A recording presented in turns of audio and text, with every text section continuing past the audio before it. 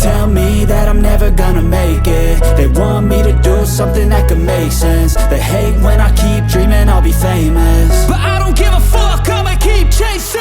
I got all this potential that's deep inside of me, but they hate when you're successful cause they try to be. They sit there being judgmental because you're trying things, and they just want you to settle and do the right thing. So get a good job, don't slack off. Wake up every morning, make a good impression on your boss. Don't do anything that I wouldn't do, and when you're making money, make sure you don't spend it too soon. Fuck that, I'll do what I wanna do. I got a different path from everyone and that includes you. Who are you to tell me how to live life? In these times it feels like nobody is right, yeah. So I'ma figure out what else we succeed, and then invest all of my time into that and proceed. I need whatever the hell could make me happy, and I don't think you have a clue what could that be. They tell me that I'm never gonna make